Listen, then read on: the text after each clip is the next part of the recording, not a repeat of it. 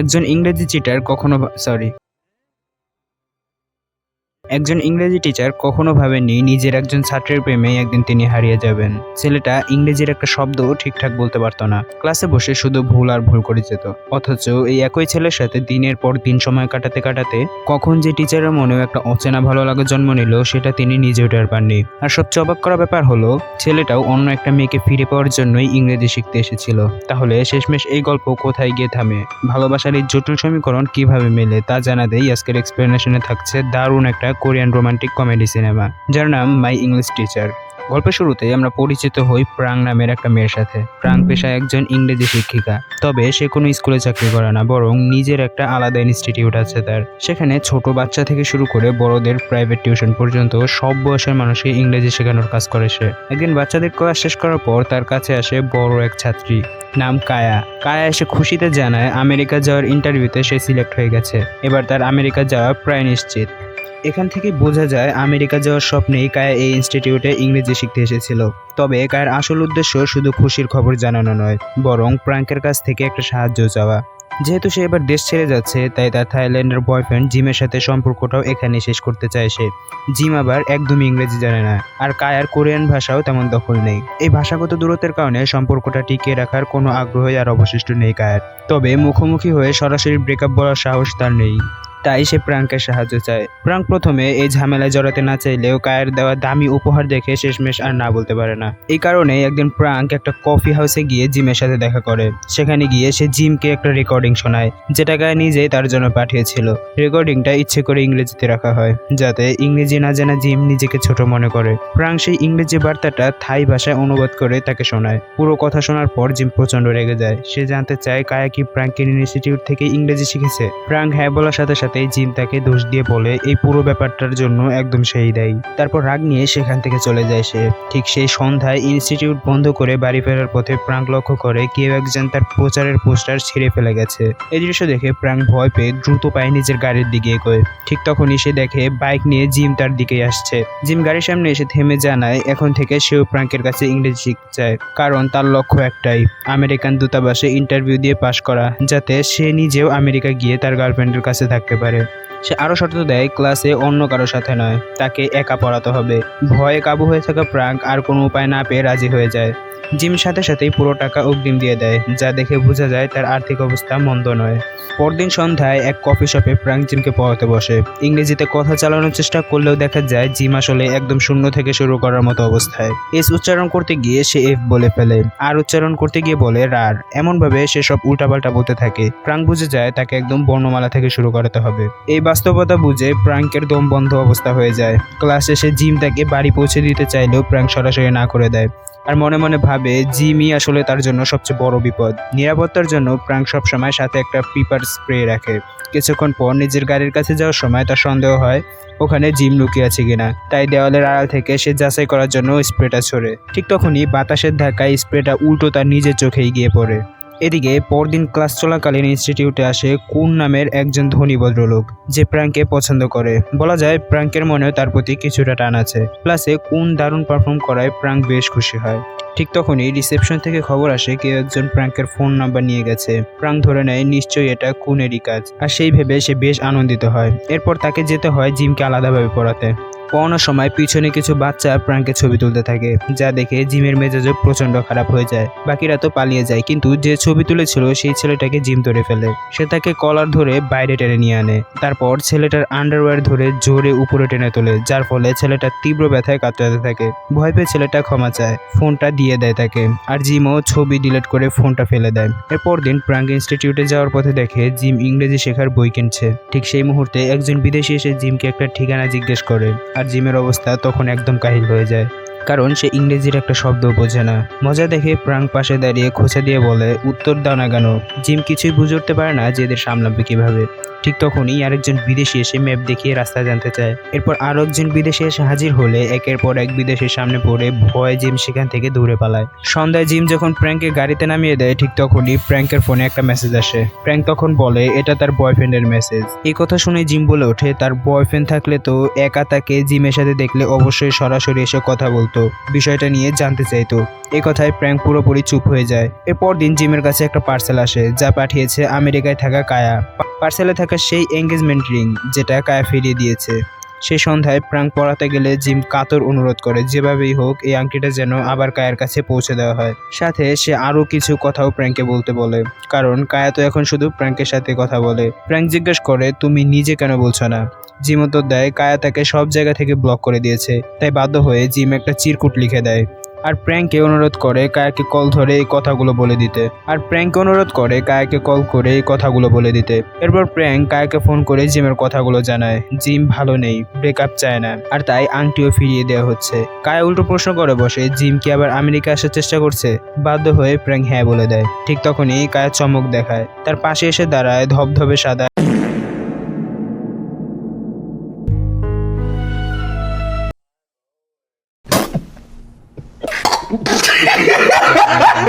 বোঝা যায় আমেরিকায় গিয়েই কায়া নতুন একটা সম্পর্কে জড়িয়ে গেছে। সে সন্ধ্যায় প্র্যাঙ্ক যখন জিমকে পড়াতে যায় তখন সে দেখে জিম কানে হেডফোন লাগিয়ে জোরে জোরে গান গাইছে। গানের কথায় বোঝা যায় সে এই দুনিয়া ছেড়ে চলে যাওয়ার কথা ভাবছে। প্র্যাঙ্ক তাকে জানায় সে কায়াকে কল করেছিল, কিন্তু কল যাচ্ছে না। আসলে ভেতরে সত্যিটা প্র্যাঙ্ক তাকে খুলে বলে না, বরং যেভাবেই হোক এই ঝামেলা থেকে বেরিয়ে আসতে চায়। তাই জিমের টাকাও ফিরিয়ে দেয় সে, আর জানিয়ে দেয় এই মুহূর্ত থেকে সে আর তাকে পড়াবে না। এভাবে নিজেকে এই জটিল সম্পর্ক থেকে মুক্ত করে। প্র্যাঙ্ক সত্যি নিঃশ্বাস ফেলে, কিন্তু জিম রেগে গাড়ির ওপর টাকা ছুঁড়ে মেরে চলে যায়। আর কিছুদিন গিয়ে তার কেনা ইংরেজি বইগুলো রাস্তায় ফেলে দেয়।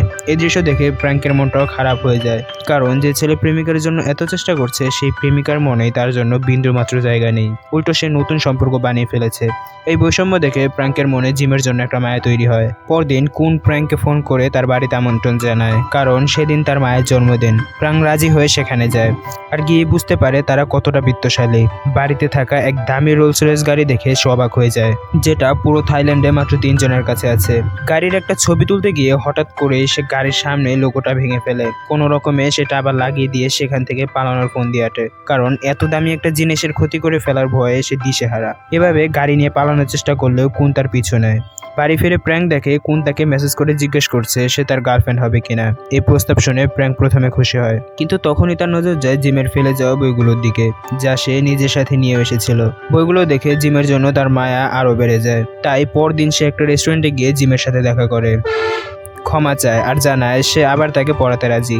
এমনকি আগে ইডিয়েট বা স্টুপিড বলে ফেললেও এখন থেকে সে জিমকে সব রকম সাহায্য করতে চায়। যেহেতু আমেরিকান দূতাবাসের ইন্টারভিউর হাতে বেশি সময় নেই, তাই তাকে দ্রুত প্রস্তুত করার সিদ্ধান্ত নেয়, আর এর জন্য একটা মক ইন্টারভিউ নেওয়ার পরিকল্পনা করে।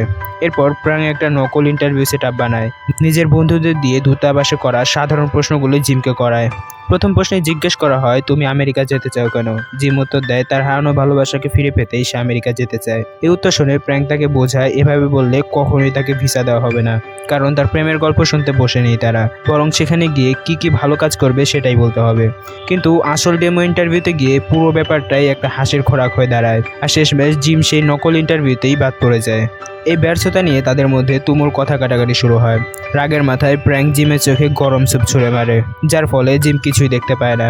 এই অবস্থায় জিম তাকে নিয়ে সোজা চশমার দোকানে যায়। সেখানে লেন্স পরিষ্কার করাতে করাতে দুজনেই হেসে ফেলে। বাড়ি ফিরে প্র্যাঙ্ক জিমের একটা সিভি বানায়, আর মনে মনে ভাবে ছেলেটা আসলে তেমন খারাপ নয়, তাকে নিয়ে এত বাজে কথা বলাটাও ঠিক নয়। ধনী কুনকে পছন্দ করলেও নিজের ছাত্র জিমের সাথে সে বেশি স্বাচ্ছন্দ্য অনুভব করে। এই সত্যিটা এবার তার কাছে স্পষ্ট হতে থাকে।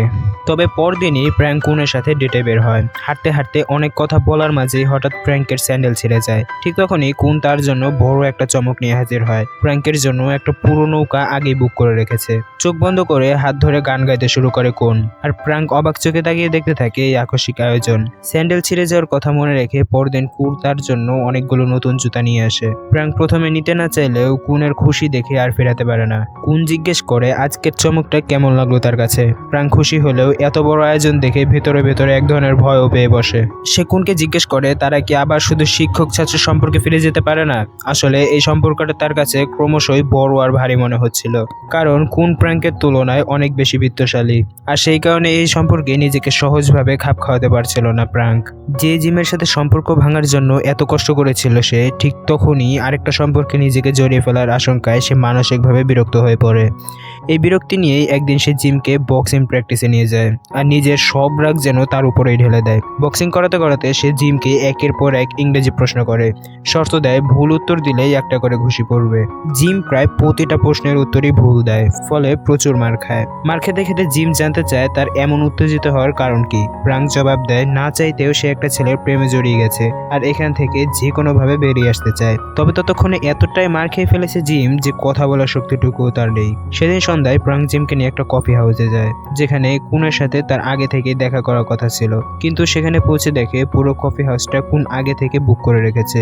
এই কারণে তারা সেদিকে না গিয়ে অন্য জায়গায় বসে পড়ে আর সেখানে জিমকে পড়াতে শুরু করে প্রাঙ্ক। ঠিক তখনই জিম হঠাৎ ফিসফিস করে বলে, পিছনে তাকাও, তোমার বয়ফ্রেন্ড চলে এসেছে। প্রাঙ্ক তখনই নিজেকে লুকানোর চেষ্টা করে আর জিম তাকে প্রশ্ন করে সরাসরি গিয়ে না বললেই তো সমস্যাটা মিটে যায়, কিন্তু ততক্ষণে কুন প্রাঙ্ককে দেখেই ফেলে। প্রাঙ্ক পড়ে যায় মহাবিব্রতকর অবস্থায়, কারণ সে তো কুনকে বলেছিল শরীর খারাপের কথা, অথচ এখন তাকে দেখা যাচ্ছে অন্য একটা ছেলের সাথে। অস্বস্তিতে জর্জরিত প্রাঙ্কের পাশে তখন জিম এসে দাঁড়ায়। কুন জিজ্ঞেস করে তুমি কে। জিম তার গানে গানে কিছু একটা বলতেই কুন হঠাৎ একদম চুপ হয়ে যায়। এরপর জিম প্রাঙ্ককে নিয়ে সোজা ভিতরে ঢুকে যায়। লিফটে উঠতে উঠতে প্রাঙ্ক জিজ্ঞেস করে কি এমন বলেছো যে অমন চুপ হয়ে গেল। এরপর দেখা যায় জিম লিফট না নিয়েই সিঁড়ি দিয়ে নিচে নামছে। প্রাঙ্ক জানতে চায় কারণটা কি। জিম জানায় সে কুনকে বলেছে সে প্রাঙ্কের স্বামী, তাই কুন এভাবে চুপ হয়ে গেছে। তাই এখন যদি তারা আলাদাভাবে বের হয় তাহলে পুরো মিথ্যেটাই ধরা পড়ে যাবে, তাই কুনের চোখ এড়িয়ে একসাথে বের হয়ে যাওয়াই ভালো। যেহেতু বাঁচার জন্য জিম নিজেকে স্বামী হিসেবে পরিচয় দিয়েছে, তাই কয়েকদিন তাদের একসাথে থাকার নাটকটা চালিয়ে যেতে হবে। এই সূত্রেই পরদিন প্র্যাঙ্ক জিমকে একটা পার্টিতে নিয়ে যায়। দুজনেই এতটা সুন্দর করে সাজে যে একে অপরের দিকে তাকিয়ে থাকে কিছুক্ষণ। যদিও জিমের একটা স্বভাব প্র্যাঙ্কের একদমই পছন্দ না, নিয়ম কানুনের কোনো ধারণা সে যেখানে যা খুশি করে ফেলে। পার্টিতে পৌঁছে জিমকে জানানো হয় এখানে অনেক বিদেশি অতিথি আছে, তাদের সাথে ইংরেজি কথা বলার চেষ্টাও করতে হবে। তাকে বলা হয় পুরো কথা না বুঝলেও শুধু কিছুটা গুরুত্বপূর্ণ শব্দ ধরে রাখলেই চলবে, যেমন মাদার শব্দটা শুনলে বুঝতে হবে মায়ের কথা বলছে। এই পরামর্শ নিয়ে জিম দুজন বিদেশির সাথে কথা বলতে যায়, কিন্তু সম্পূর্ণ কনফিউজড হয়ে কিছুই বলতে পারে না। এরপর আরেকজনের কাছে গেলে সেই মহিলা জানায় সে থাই আর কোরিয়ান দুটো ভাষাই জানে, কোরিয়ানই জানে। তাহলে জিম কেন এত কষ্ট করে ইংরেজি বলার চেষ্টা করছে। এরপর পার্টিতে থাকা একটা বাচ্চার সাথে ইংরেজি কথা বলার চেষ্টা করে জিম। ভেবেছিল বাচ্চাটা হয়তো খুব কম বুঝবে, কিন্তু দেখা যায় বাচ্চাটা রীতিমতো বড়দের মতো ঝরঝরে ইংরেজি বলে ফেলে। বাচ্চাটা বলে তার মা নীল পোশাক পরে না। এই কথা থেকে জিম শুধু মা দ্বারা ড্রেস শব্দটা বুঝতে পারে, বুঝে যায় মা নীল পোশাকে আছে। ঠিক তখনই পার্টিতে চলতে থাকে একটা ইন্ডিয়ান নাচ, যা অতিথিদের অনেক বেশি পছন্দ হয়। পার্টিতে আবারও প্র্যাঙ্কের জুতা ছিঁড়ে যায়, তবে সে জুতা হাতে নিয়ে অতিথিদের সাথে দেখা করতে যায় আর জিমও সবার ইংরেজি কথা বোঝার চেষ্টা চালিয়ে যায়। শেষ দিকে একজন গান গাইতে শুরু করলে প্র্যাঙ্ক জিমকে অনুরোধ করে গানটা বুঝে তাকে অনুবাদ করে শোনাতে।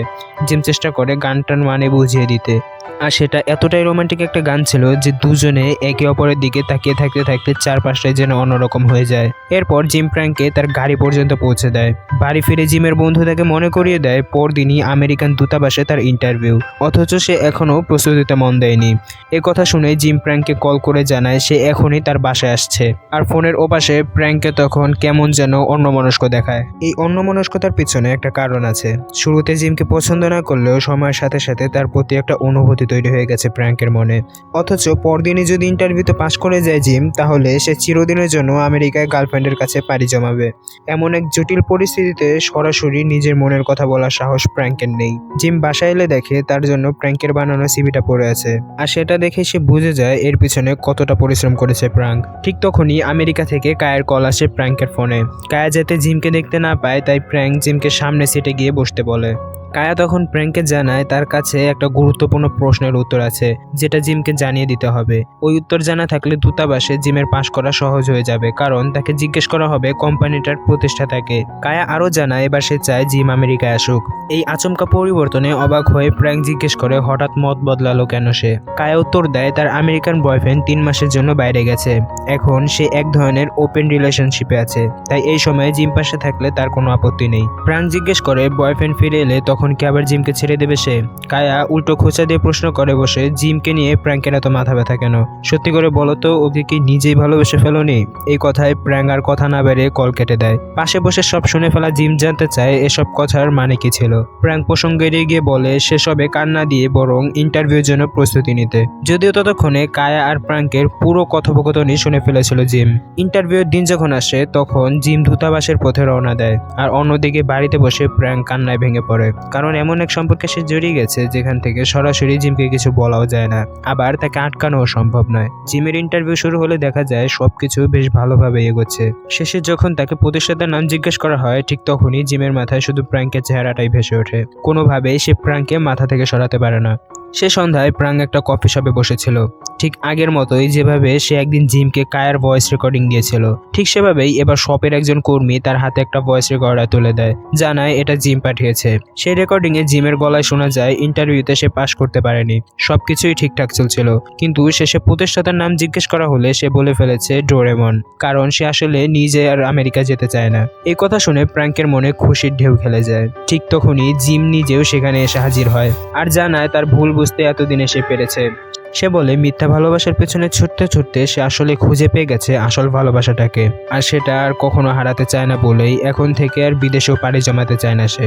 এভাবেই দুজনের মনের কথা মিলে গিয়ে একসাথে হয়ে যায় তারা, আর এই সুন্দর মুহূর্তে শেষ হয় এই সিনেমার গল্প।